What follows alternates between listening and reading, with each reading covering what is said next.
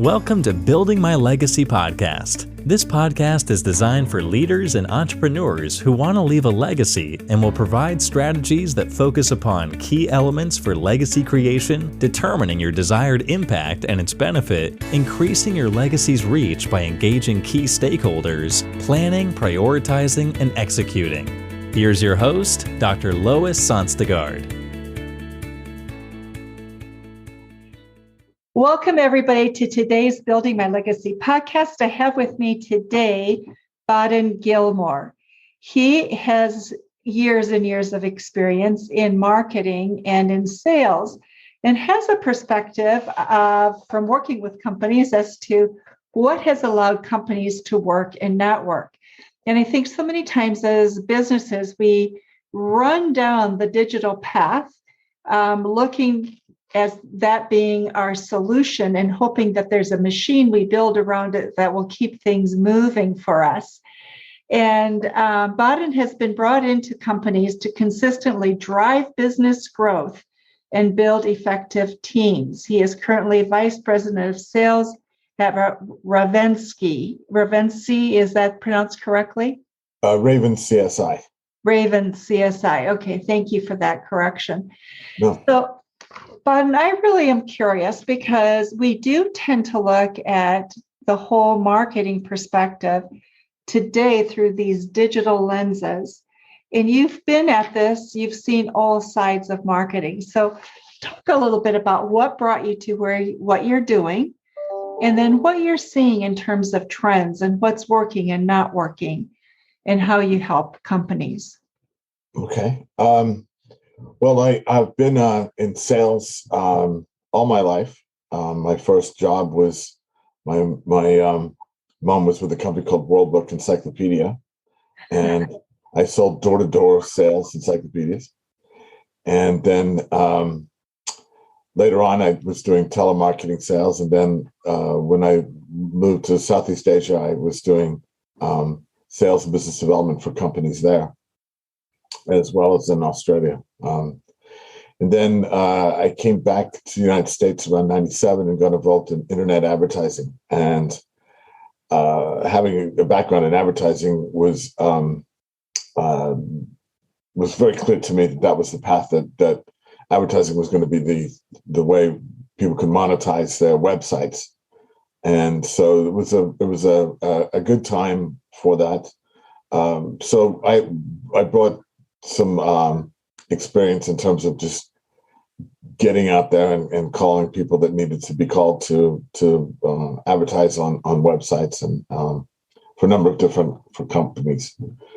After that, I kind of got involved in internet software as a service companies that had products that I would do sales and business development for. It used to be a little bit easier than it is. Today, I'd say it's about twice as hard to do sales and business development. The pandemic has certainly stopped a lot of things cold, and a lot of things are not moving as fast as they used to. We're seeing companies have their employees all at home, so it's almost impossible to call them, talk to them. Finding a lot of answering machines out there. And it's very hard to sell to an answering machine. So my number one rule in dialing for dollars or getting sales was never to leave a voice message, because you can't sell to a machine. And I've had to change that because there's just no other way to contact them. So I'm finding it very, very difficult these days to move the needle. It's and I think it's the pandemic as well that's caused that. But there was certainly a trend to stop people from calling and getting the younger generation doesn't want a phone call. They'd rather have a text. But I don't even have their number for a text. So I'm still behind the eight ball on that. But yeah, that's kind of been my background. I've always been able to help companies. I'm starting to see that there's the new style of kind of contacting companies and trying to get customers from SEO to blogs and articles that are really the only way now to actually try to generate business. It's a different format than what I'm used to. So things have changed. So, Baden, you've had the joy, I suppose you could say it, of being brought into companies whose sales were either going down, declining, or they had stabilized flat. The growth was flat. And you came in and put a sales system in place that grew them. Talk a little bit about that and how you did that, because I think then I want to go further into how that fits into the larger marketing perspective, if you would. Most of the time, I come into companies where it's a smaller operation, 10 people or less than 15, and you find yourself with people that haven't really ever done sales before, and so they're bootstrapping it, and they haven't really got a focus on what they have to do. I mean, sales is a full-time job and needs to be concentrated on. You need to define your market. You need to find who is the customer that you need to get a hold of. So I do a lot of clarification and cutting away and trying to create focus on a certain market where when I come in, usually they're trying all kinds of things. And so really the best thing to do is try to focus on what is the optimal client, and then concentrate on how to find and get a hold of those customers so that you can get your pitch to them. The other thing that I think is really important that I try to bring to the table here is there's all kinds of sales gurus that will tell you, how to say this or how to say that. I'm really not that thrilled about those types of advice. I think it's internally motivating, having the ability to help people internally motivate themselves to actually do the sales, which is, can be difficult if you're not used to it. So I think that I try to bring in some tools that actually help people that I've trained in sales to kind of understand, have these tools so that they can get through their day and be excited and be self-motivated. So I think some of those tools are understanding the sales process, understanding, sometimes you'll have somebody who yell at you and be not happy that you called them.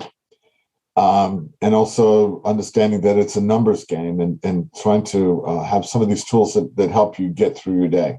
Because I think that's really the most important part of sales is actually doing it.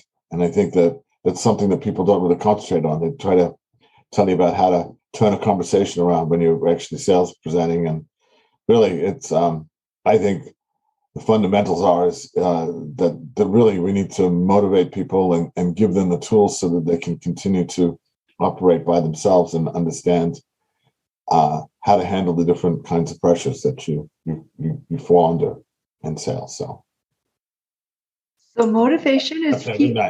Pardon me? I think I went off the script there a little bit. No, it's fine. It's your experience that I think the audience wants to know and learn.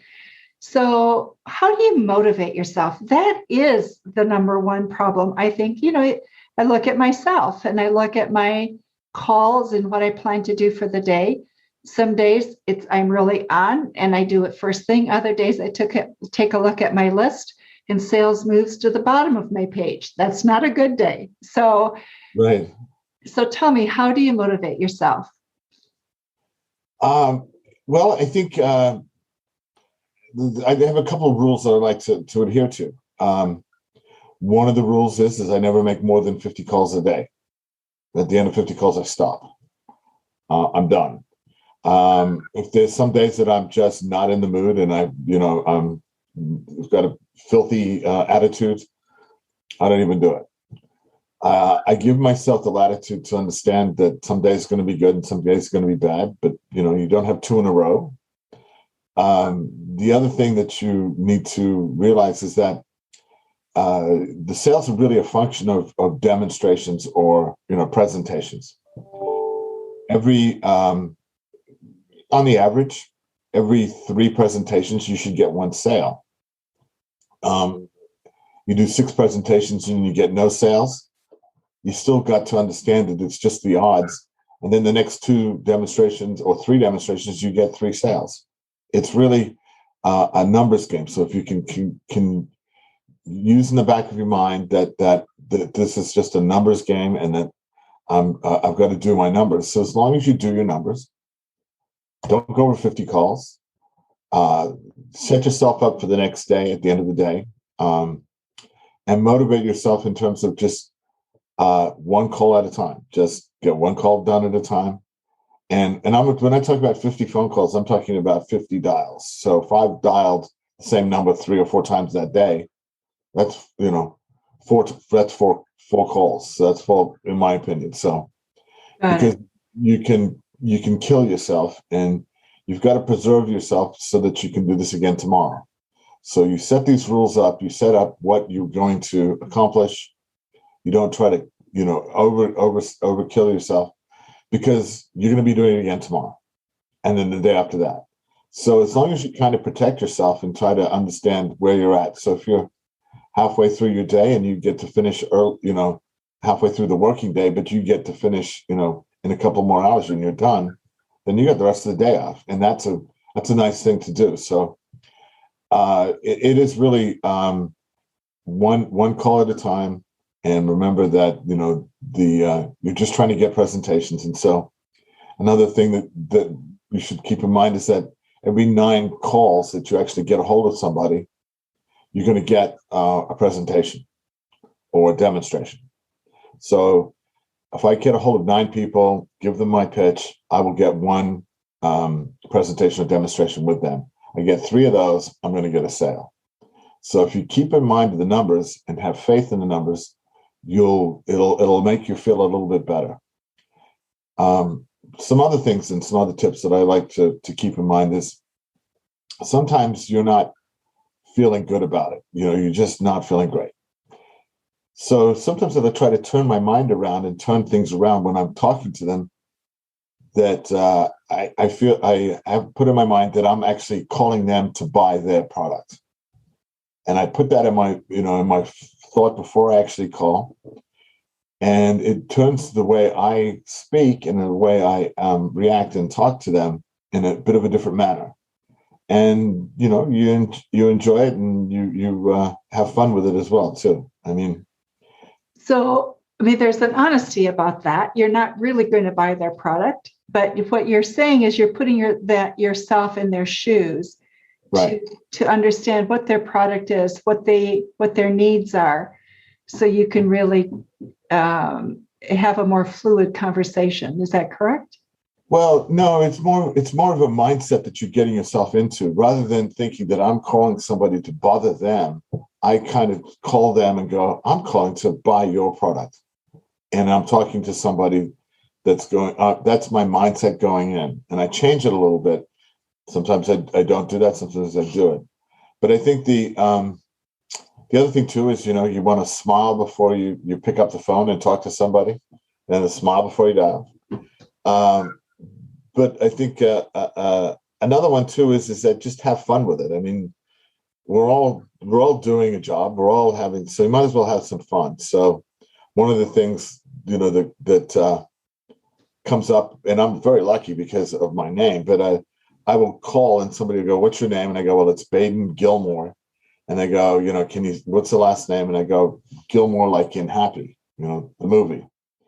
And that always seems to strike somebody, makes them smile or go, I love that movie or whatever. And then it just helps to have fun with it. So I think that's a real important factor, is that, they're doing a job too. If you can make somebody laugh at the other end of the phone call, they'll be more apt to help you out and get you in front of the right people. So, and also, treat everybody with respect. I think that's another, everybody deserves respect until they lose it, of course. But I think that's a thing to keep in mind as well. So I wrote a book called The Art of the Cold Call Old School, and I've outlined a number of different areas and examples of how that works. But the fundamental part to me everybody's a salesperson, but the real core of being a salesperson is creating trust. I want you to believe in the things that I'm going to tell you. And as long as you see me as authentic and see me as telling you the truth, and then being and understanding that's really how really things get bought and sold, is people trust each other, and that's the fundamental of all commerce, really. So I think that's what you're doing. You're not selling a product right now. When you first call people and talk to them, you're selling yourself and selling the trust that you can bring to them. So that is, another key element. The other gurus that you talk about or you've seen, where they like, would you buy this product if I gave you a 2% discount? All of these things. I never discount. The price is the price, and that's that. I just flatly refuse to do that. But I think that these tricks that everybody, the used car salesperson, if I buy it today, I'll give you $200. Will you buy it today, or whatever the deal is? Or these don't work. Nobody, buys off on that. As soon as you say it, you've just immediately lost trust. So people can just be themselves. They can, as long as they've got a decent presentation, that they know their product backwards and forwards. Because what happens is you'll have a presentation that's all set out A, B, C, D, and E, to the end. But inevitably, what happens is people will actually ask you questions from the middle of your presentation and back to the end of the presentation, or vice versa. So as long as you know everything backwards and you're honest, you're a good salesperson, as far as I'm concerned. And I think learning these, tricks of what to say when you get an objection, or try to get, people to say yes, yes, yes. And so that when you ask them the hard close, that they say yes. I don't believe in any of that, actually. So. Okay. So yeah. What's refreshing about that is that then anybody can do it, because there's no exactly. formula in terms of how to proceed. No, and it's by practice and by talking to more and more people that you get better and better just by doing it. And so I'm not going to try to tell you to be better from the get-go. I think I'm going to try and do is try to help you be motivated to do it. And as long as you're motivated to do it and confident and understand faith in the numbers, the demonstrations, the sales, how many calls you're going to need to do to get to it, you'll start to understand that these numbers are rock solid. They work, and it will work for you. And as long as you just keep going, there's no way you can fail. So that's really the fundamentals that I think are very important, because sales can be a grind. I mean, it can be really hard, but it doesn't have to be. As long as you, in your mind, put in some rules and some faith in the numbers, but I think keep treating yourself well, because I think the 50 dials and you're done. As far as I'm concerned, you've done your day, and if you consistently do that every day of the week for the month, you're going to have sales at the end of the month for sure. So do you have a mantra that you say to yourself, or something that you say when you begin your day that keeps you up, keeps you motivated, keeps you moving? Besides coffee, I only like to sell things that I get excited about. So if I believe in the product and I believe in what I'm doing, the excitement's already there. I already feel good about it, and I'm calling people to do them a favor by introducing to something that they can use. So I'm excited from the get-go because I'm working on a product or a service that I believe in. The worst thing in the world is, trying to sell something you don't believe in, because you can't do it. So you have to pick, and you need to be selective when you do, when you're representing a company or a service, a product or service. I think that the best, there's a great need for salespeople all the time. So you can pick and choose. You don't have to, go down a road that you don't like. So always pick something that you can get excited about and like, and understand that, you're helping change somebody's or company's by saving them money or creating a better product or whatever that might be. So you kind of have to gotta want to be excited, but it all starts at, what is it that you're selling? So make sure you love it. So one of the things that I appreciate about your perspective is the notion that you're actually going to talk to somebody. Because I think what's happened many times with our digital process is we go through a email chain, we go through perhaps webinars, we go through a number of steps. Then somebody enters our queue. We may have a discovery call or a follow-up call. That's sort of a system that seems to be used by a lot of people right now. But I think also people are tiring of that in terms of because there's so much hype, so much, how do I differentiate you from all the other hype out there that is not true? And so there's also, I think, coming out of COVID, that sense of I want to connect with somebody. I want to know there's something real and tangible. So would you speak to that a little bit in terms of that tension that we have about how marketing is executed today? Yeah, it's kind of scary. I mean, some of the, you mentioned something near your mobile phone, and the next minute you're getting an ad for that particular product or service. I mean, things are really getting a little out of control. I think the problem is like you said, you got your webinars, you got email chains, you've got potentially text messages coming to you. I mean, it's really a very strange time, and I'm hoping, that it goes back to where people want to contact people. I mean, want to talk. I mean, for example, when I'm selling a product and I'm an expert in this particular product, I'll know everything about my competition. I'll know everything about, what country they're from, how many in the country, how many clients they have, who's working with them. I mean, I will then also know.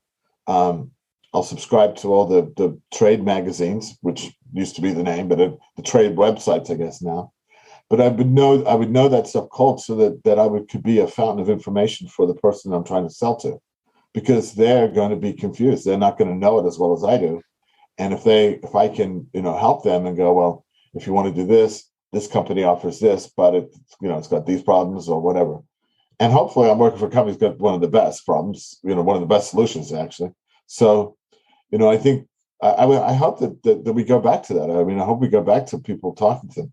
I mean, one of the things that I always do, and I don't know that everybody does it, but when I go buy something online, if I can't find a phone number and, a way to contact if there's a problem, I don't buy from them. I'm done. I mean, if I'm, and that goes for, anybody. If I have to fill in a form to get, a resolution to some issue that came up, I don't trust that anymore. I mean, I've filled forms out and never. Oh, this is my cat, and I've never had an answer back. So let me get rid of it. This is Fancy, by the way. He adopted us. Those are nice sometimes. Yes, yeah. I think he knows I'm on the phone or having a Zoom call. So I don't know. I don't know. I hope it goes back to that, because I think it's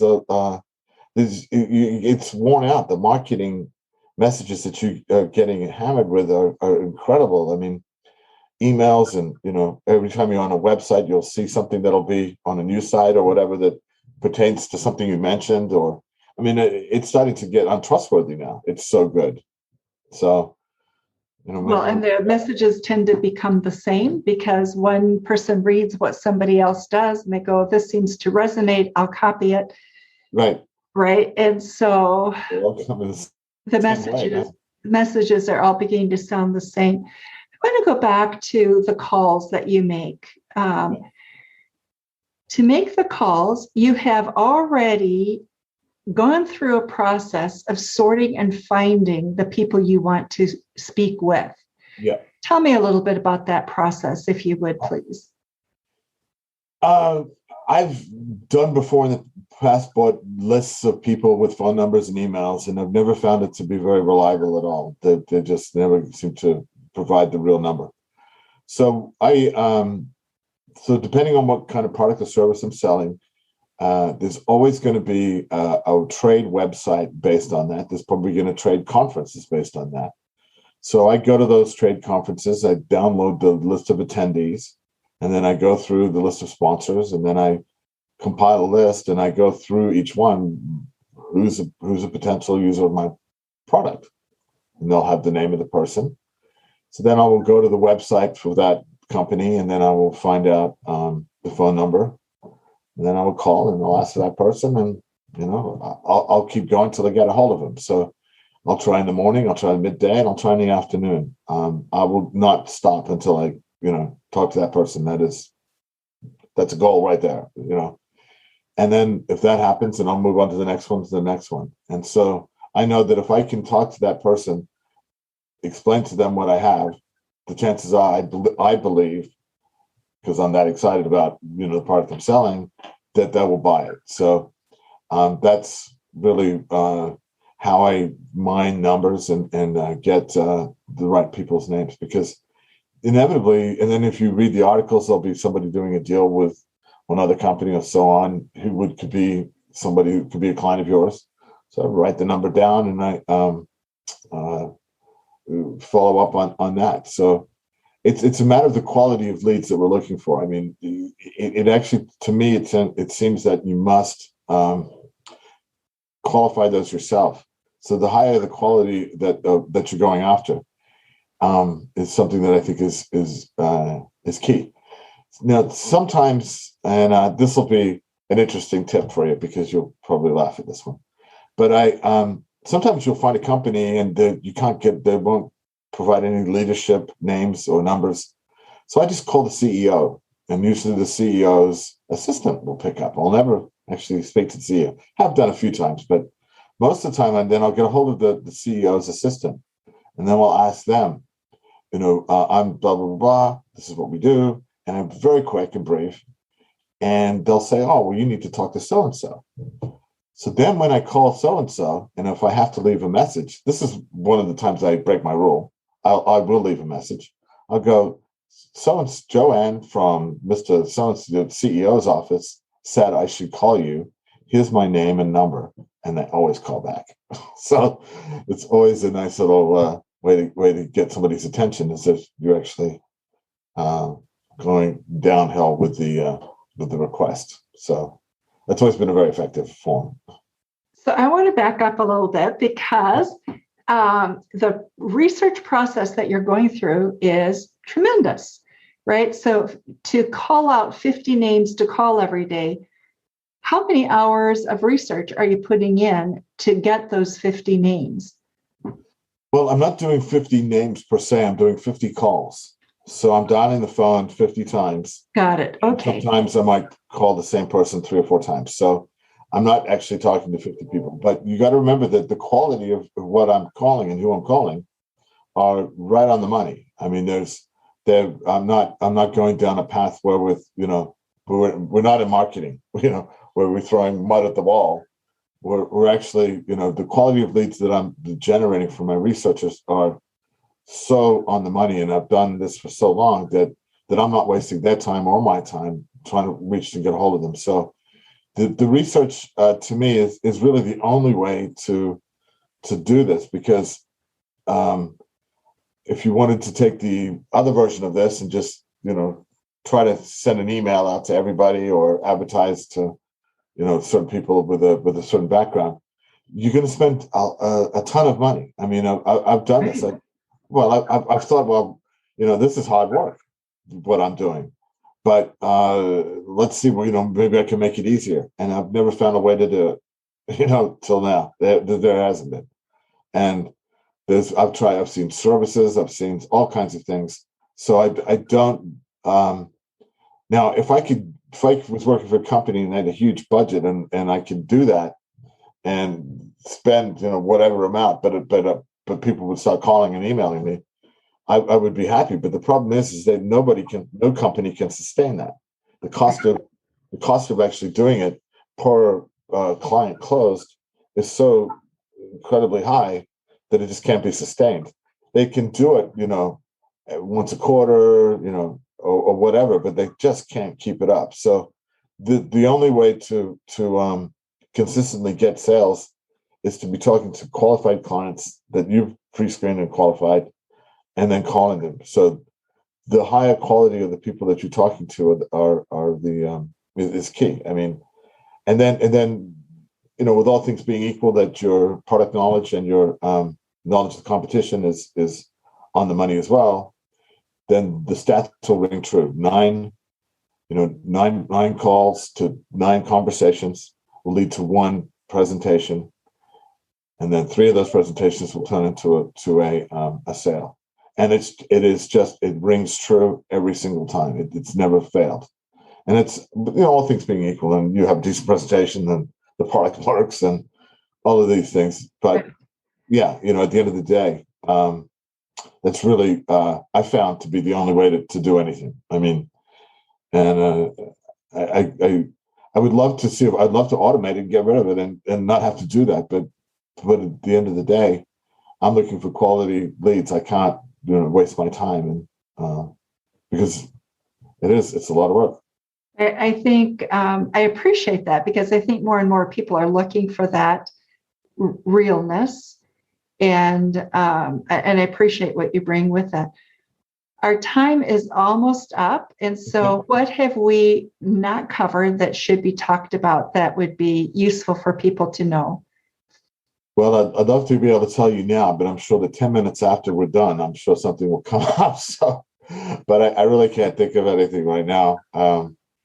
I hope I haven't pontificated too much. I certainly have a different perspective, I think, than most. Yeah. Would you just share your book, please, that you have written? Oh, I have a copy of it right here, by happenstance. Old Call, Old School. Can you see that? Yep. Bring it down just a little bit, please. Okay. How to cold call old school. Okay. Thank you. Yeah. You buy it on Amazon. On Amazon, like everything, isn't it? Yeah, I know. Damn guys are taking my job too. Yeah. So, thank you. Yeah, thank you so much for being with us today, and for all your wisdom and what you've learned and shared relative to calling and talking with clients. So for those of you who are listening to our podcast today, please go visit Amazon and pick up Baden's book. It'll be helpful to you, I'm sure. And thank you for being with us on Building My Legacy podcast. Thank you to you, Baden, for being with us as well. Well, I also want to thank you for even inviting me. It was a pleasure and an honor. Thank you so much, Lois. I appreciate it. You are welcome. Very kind of you. You've been listening to Building My Legacy podcast with Dr. Lois Sonstagard. To book your appointment with Dr. Sonstagard, visit www.buildtomorrow.com.